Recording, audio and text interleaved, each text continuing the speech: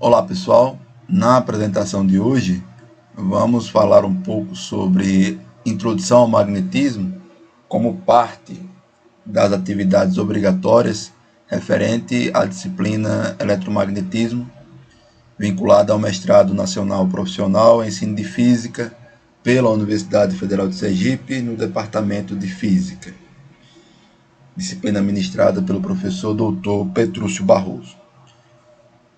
Introdução ao magnetismo, recortes históricos e epistemológicos. Nesta exposição, a ideia é trazer um pouquinho das origens ligadas ao termo magnetismo, como essa ramificação da física tornou-se parte fundamental da ciência e o seu elo com a eletricidade, mostrando aplicações e implicações tecnológicas nos dias atuais, tá certo? A ciência do magnetismo tem suas raízes históricas fincadas na antiguidade, tanto na Grécia Antiga quanto na Ásia Menor. Nessa época, alguns nativos perceberam a existência de uma pedra que apresentava características muito particulares, diferenciando-a das demais comumente utilizadas nos trabalhos rurais. Tal peculiaridade se manifestava por meio de uma ação exclusiva para com outros materiais que continham ferro em sua composição. Essa percepção acarretou, naturalmente, na elaboração de algumas indagações sobre as propriedades inerentes dessa pedra. Com base no aprofundamento das explorações acerca de tal rocha, desenvolveu-se o magnetismo, que veio a se consolidar como um dos ramos mais proeminentes da ciência física.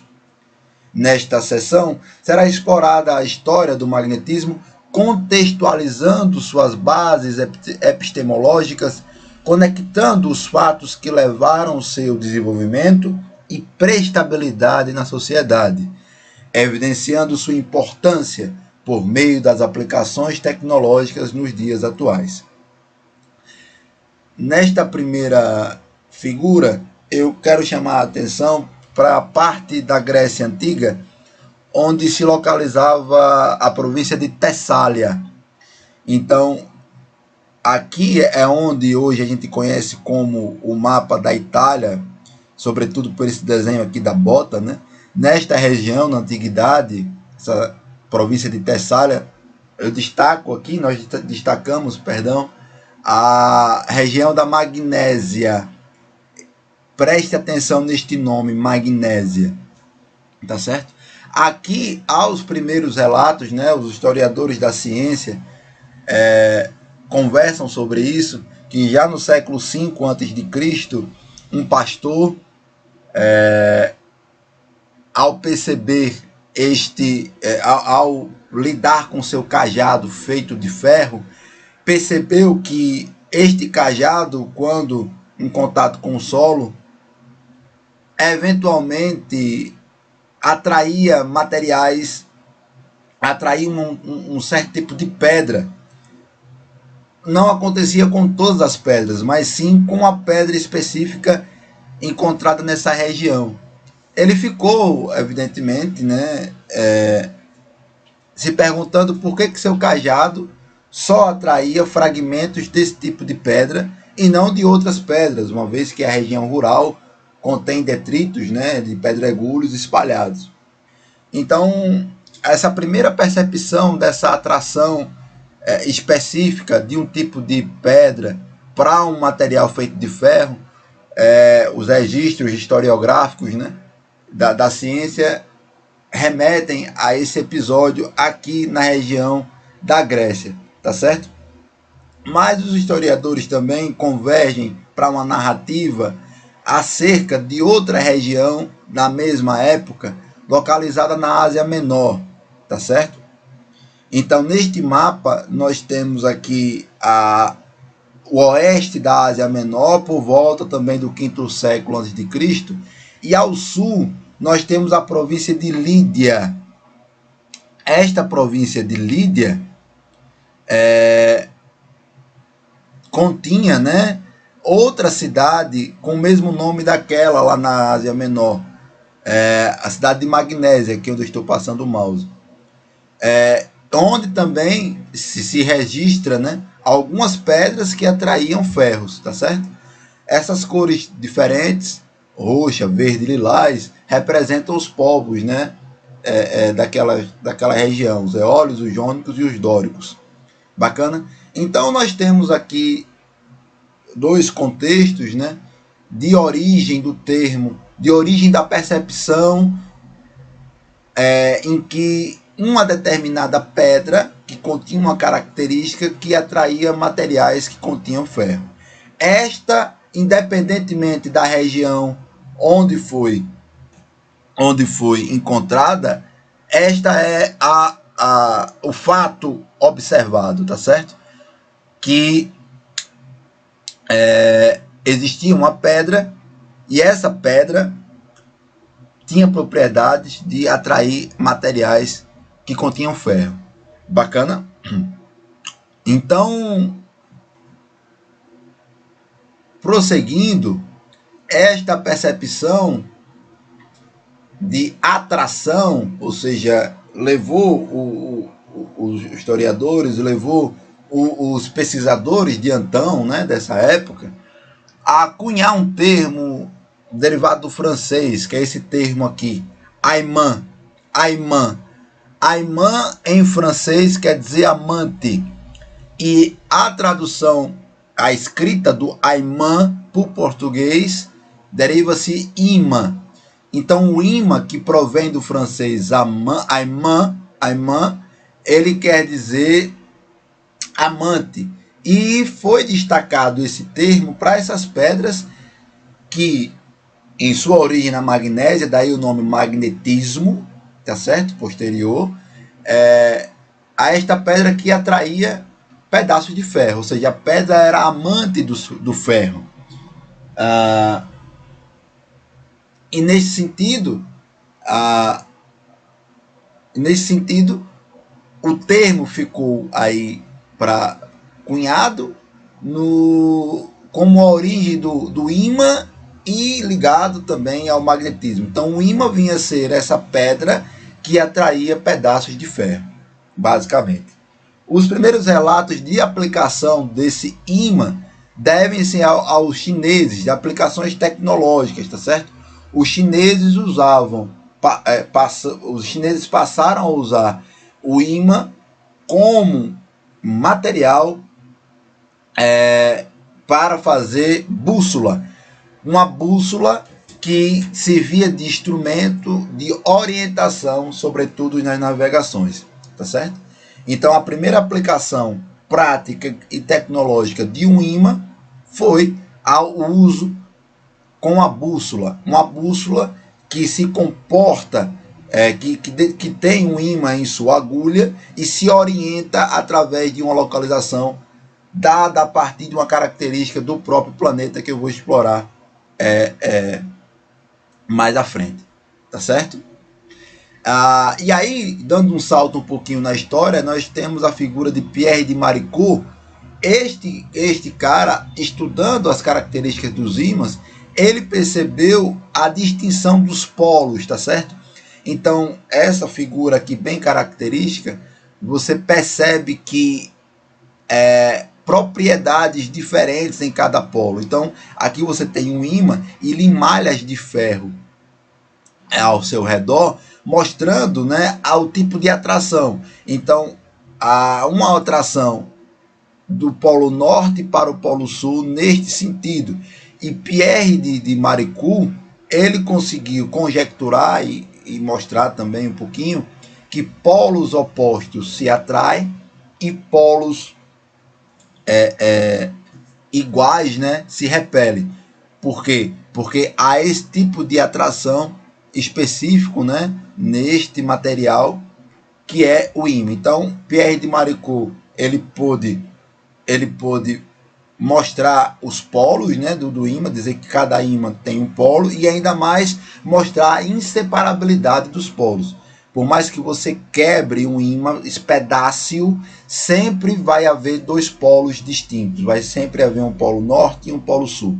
Essa característica é fundamental e a ciência moderna chama de monopolo magnético, ou seja, o ímã nunca pode ser quebrado e conter só apenas um polo. Não, sempre vai haver um polo norte e um polo sul. Bacana? Da magnetita, que é a pedra que tinha essa característica de atração de ferro ao ímã, né? Com essa notação partindo desse tipo de percepção de ser amante, né, do ferro, nós chegamos à figura de William Gilbert. Então você percebe já um lapso temporal um pouquinho menor de Maricourt para Gilbert, em comparação da China para Pierre de Maricourt, né, dos chineses, perdão. Então, o que foi uma das grandes contribuições de William Gilbert foi ele destacar que o planeta Terra se comporta como um imenso ímã. Então, lendo a legenda dessa figura, nós temos que a representação da Terra como características de ímã, destacando o sentido orientado das possíveis atrações magnéticas. Ele partiu desse tipo de interação que a gente vê, as linhas, né, de indução, já os primórdios desse sentido em linhas de indução, partindo de polos diferentes, como se dá essa indução, as linhas de sair do polo norte para o polo sul de um ímã. Ele, percebendo esse tipo de conceito, estendeu esse fato para o próprio planeta Terra. Então, o planeta Terra, aqui está uma representação bem simples, né, bem grotesca do planeta Terra, em que o próprio globo se comporta como um ímã. Então, devemos a William Gilbert a notação de que também há polos magnéticos no planeta. O polo norte geográfico representa o polo sul magnético. O polo sul geográfico representa o polo norte magnético. Por quê? Porque quando em contato com uma bússola, que é um ímã natural, ele aponta para uma direção específica do planeta. Ela aponta para o polo norte do planeta. Se ela aponta para o polo norte geográfico do planeta, e sabendo das características da atração entre polos distintos, então se um ímã, repare bem, se um ímã, uma bússola que contém um ímã, o seu polo norte do ímã aponta para o polo norte geográfico do planeta, é porque nesse polo norte geográfico do planeta há o polo sul magnético. Por quê? Porque é uma atração, existe a atração do polo sul magnético com o polo norte do ímã aqui. Perfeito? E esta extrapolação você pode fazer no contrário. O polo sul magnético do ímã, tá certo? Ele é atraído pelo polo norte magnético do planeta. O polo norte magnético do planeta se localiza no polo sul geográfico, né? Para quem está entrando no estudo do magnetismo, esse tipo de atenção redobrada para este conceito, que com o tempo, né, a gente vai assimilando. Então, o fato é que um ímã possui polos distintos com base nos experimentos de Pierre Maricourt. Ponto. Polos distintos. O ímã sempre vai ter polos distintos. Inseparabilidade dos polos. Esses polos distintos se atraem.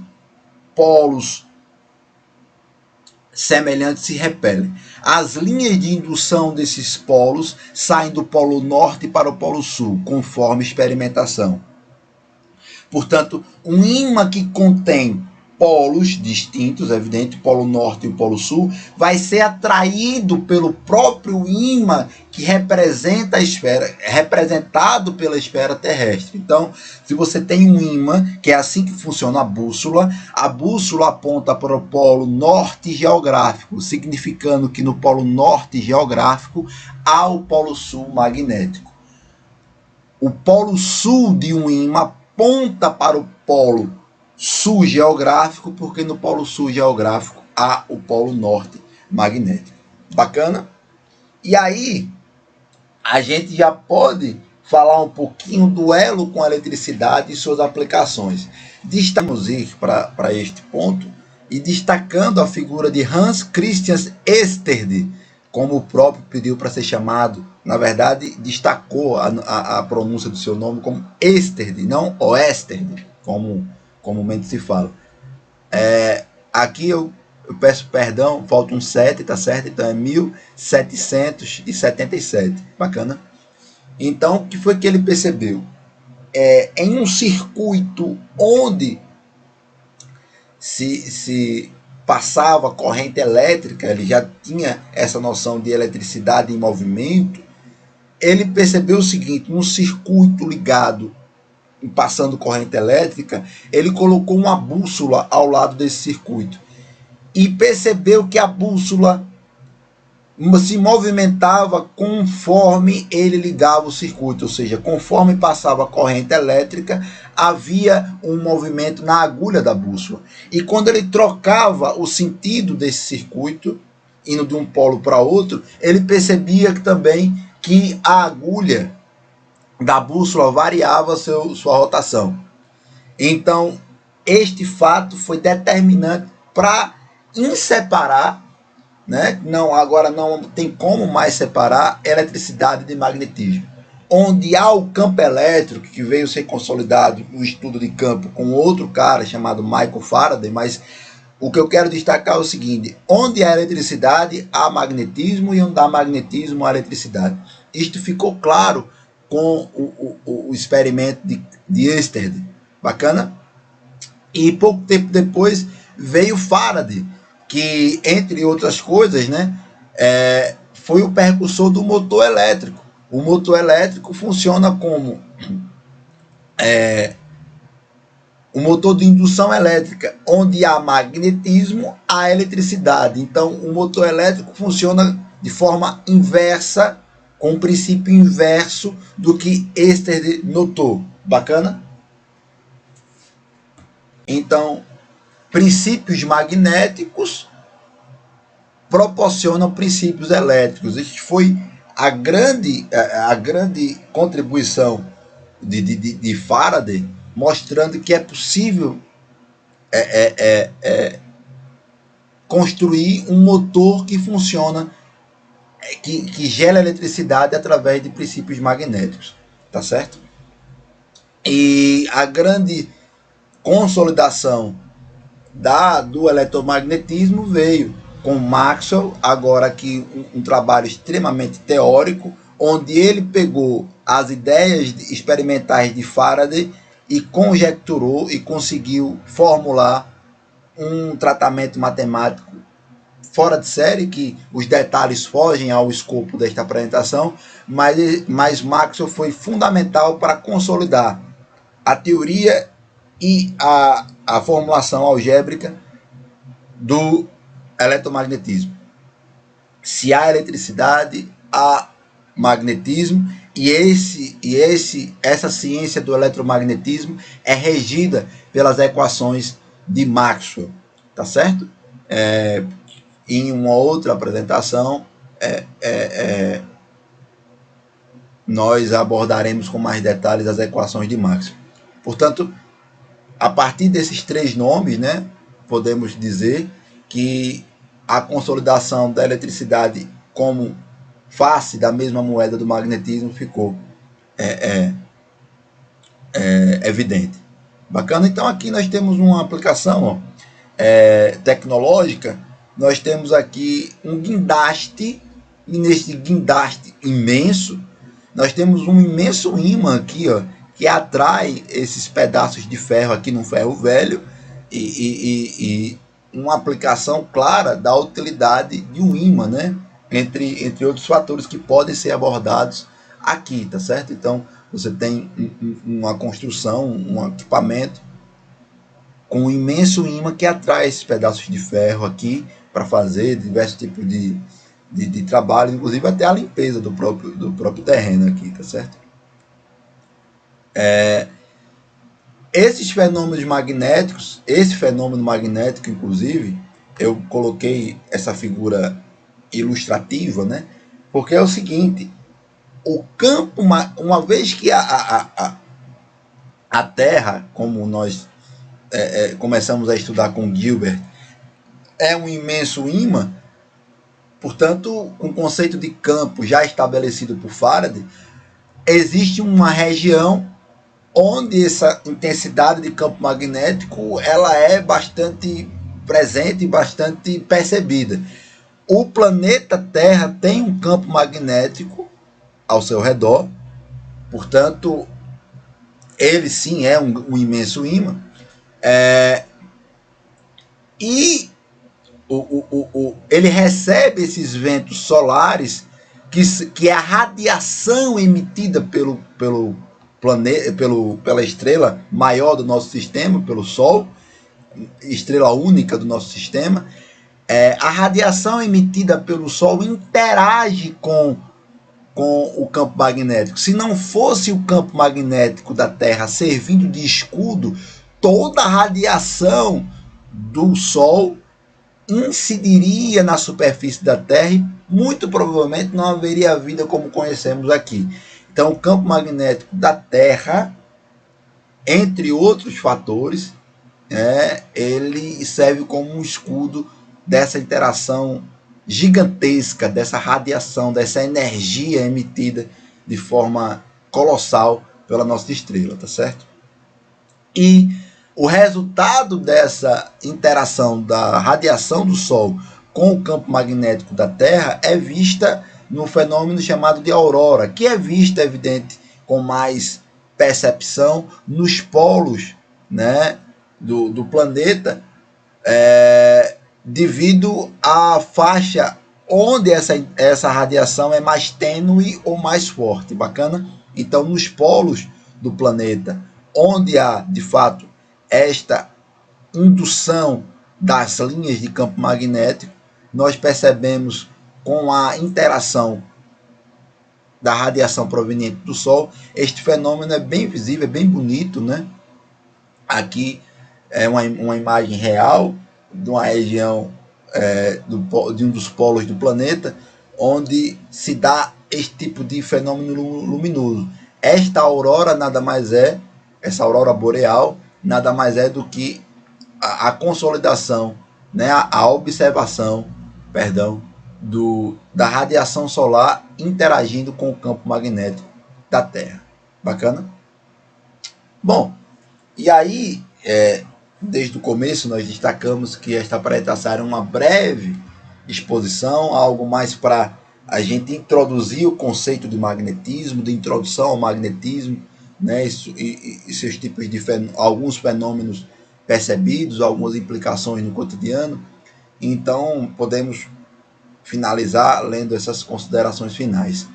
Muito se pode discorrer sobre os fatos que culminaram na edificação do magnetismo como parte indispensável da física. Faz-se justo destacar certas pesquisas científicas ligadas ao magnetismo. Conforme citado por Rezende, 2000, algumas dessas áreas são correlações eletrônicas nas propriedades magnéticas e de transporte, o magnetismo dos metais de transição 3D e dos metais 4F e 5F, os fenômenos envolvendo férmions pesados e os mecanismos de supercondutividade, a dinâmica dos spins, as excitações magnéticas e a ressonância magnética, a mecânica estatística dos sistemas magnéticos, incluindo transições de fases e fenômenos críticos, sistemas desordenados, vidros de spin e materiais amorfos, síntese e propriedades de materiais para aplicações, incluindo ferrites, materiais moles e ímãs permanentes. Aqui era para estar escrito ímãs, tá certo? Fenômenos de transportes em materiais magnéticos, magnetismos em metais isolantes, sistemas orgânicos e semicondutores. Bacana? Então, destacando aqui nessas considerações finais muito do que se poderia discorrer, como aí deixamos com a curiosidade do leitor, a curiosidade do espectador, né? Em eventuais e posteriores aulas, a gente pode abordar fenômenos dessa maneira e fica a cargo também da curiosidade de vocês.